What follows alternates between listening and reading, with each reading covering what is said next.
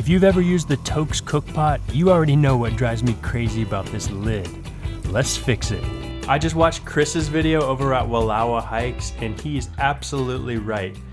You got a Toaks pot, and you're trying to lift this lid up with this tiny little wire handle, and when you got steam pumping out of here when it's boiling, it's very difficult to lift this thing up and not get burnt. There is this tiny little wire handle on the top, really close to the lid, really tiny, and I have burned myself on that many times. But you'll notice with the Evolved pot, that has a wooden handle on the top of the lid, and that makes all the difference for me out there. So how can we get to something more like the Evolved pot with the wooden handle on the top without buying the Evolved pot with the wooden handle on the top? Can we adapt our Toaks pot?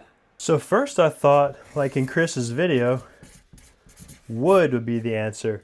The problem with wood is that if you're looking directly underneath the piece that would be the top that would sit here, you need to do like a very small slot, and then have that slot kind of go up angled like this. And I don't have a tool that can make that slot, so I quickly abandoned the wood idea, and then I went with the 3D print way. So I printed a bunch of these, a bunch of different sizes, and these are designed just to kind of fit snugly on the top of this, and it kind of gets pressure fit on here.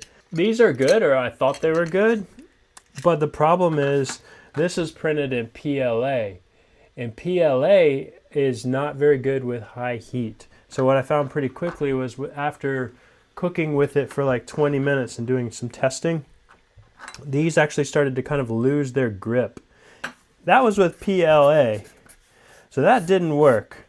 So then I tried PETG, and PETG is another material for 3D printing that holds up a lot better under heat.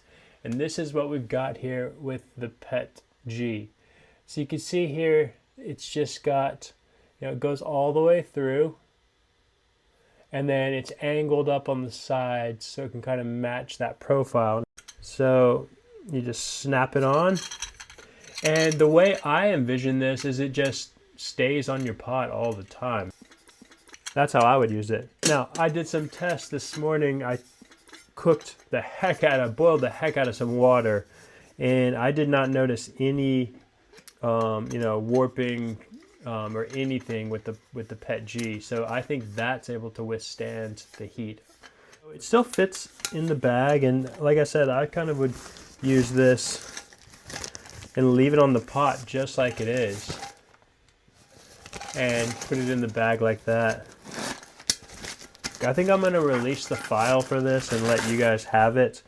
If you don't have access to a 3D printer, remember you can go to like your public library and have access. Now, I don't know if they're going to have PETG for you to print with, but if you do want one, I'm probably going to put this on my Etsy shop, and I'm just going to pretty much charge like the cost of shipping and the PETG material. It's definitely high vis. So tell me what you guys think down in the comments.